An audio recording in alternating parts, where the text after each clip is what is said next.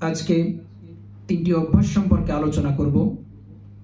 যে তিনটি অভ্যাস যদি কোনো মানুষের মধ্যে থাকে, দ্য ডে অফ জাজমেন্ট, কিয়ামতের দিন আল্লাহ তাআলা ওই ব্যক্তির দিকে ফিরেও তাকাবেন না, ওই ব্যক্তিকে ক্ষমাও করবেন না, ওই ব্যক্তির প্রতি রহমও করবেন না।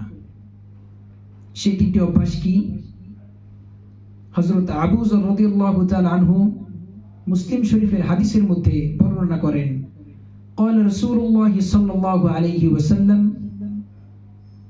ثلاثة لا ينظر إليهم يوم القيامة ولا يزكيهم ولهم عذاب أليم قلت من هم يا رسول الله فقد خابوا وخسروا فقال المنان والمسبل إزاره المنفق سلعته بالحلف الكاذب أو كما قال عليه النبي صلى الله عليه وسلم।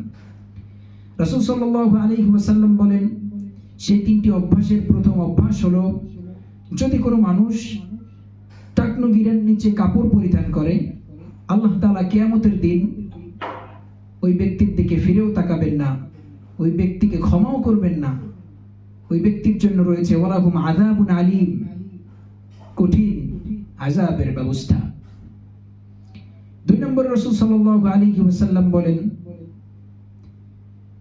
যদি কোনো ব্যক্তি দান করে, খোটা দেয়, অথবা মানুষকে উপকার করে খোটা দেয়, কিয়ামতের দিন আল্লাহ তাআলা ওই ব্যক্তির দিকে ফিরেও তাকাবেন না, ওই ব্যক্তিকে ক্ষমাও করবেন না। তিন নম্বরে রাসূল সাল্লাল্লাহু আলাইহি ওয়াসাল্লাম যে অভ্যাসটির কথা বলেছেন, যে অভ্যাস ব্যবসায়ীদের মধ্যে বেশি দেখা দেয়, যারা ব্যবসায়ী আছে তারা ব্যবসা করতে গিয়ে, পণ্য বিক্রি করতে গিয়ে আল্লাহ তাআলার কসম কাটে, মিথ্যে কসম কেটে কেটে পণ্য বিক্রয় করে।